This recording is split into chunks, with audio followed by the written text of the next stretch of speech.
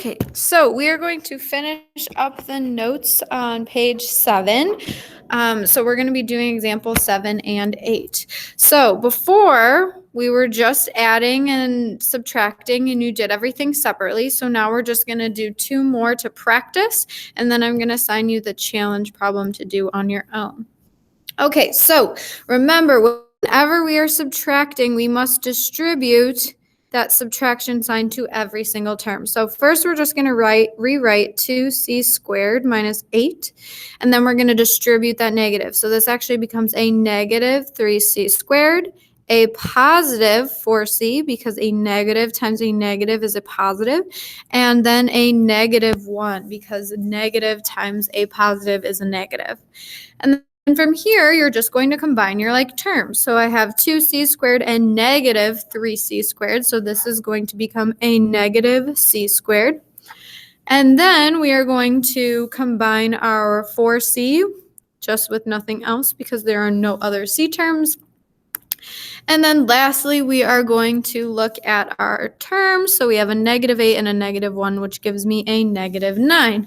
And this is already written in standard form because of the way we wrote it, but we want to make sure, remember, standard form is the highest degree polynomial first, or term first, and then going down. So this would be our final answer because it goes squared, then c to the first, and then c to the 0.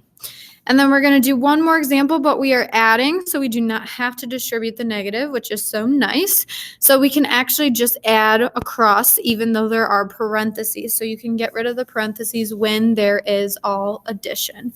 So we're going to combine our highest degree polynomial. So we have a 4x cubed with a positive 1x to the third. So this is going to get me a 5x to the third.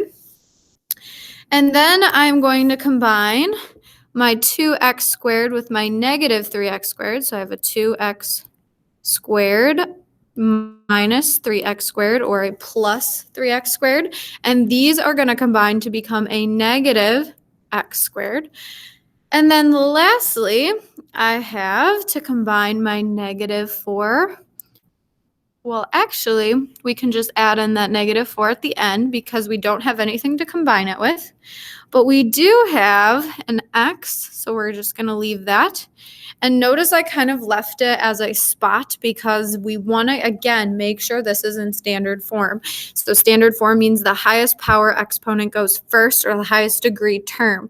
So x to the third is first, then x squared, then x to the first, then our number. So my final answer will be 5x cubed minus x squared plus x minus 4. So that will be my final answer. So now for homework, I just want you to try number 1 in the challenge problems, and that will be your only homework. But great work. Thanks for listening. Continue to practice, and we will definitely make sure that we talk soon. But please, please, please make sure you're doing your homework.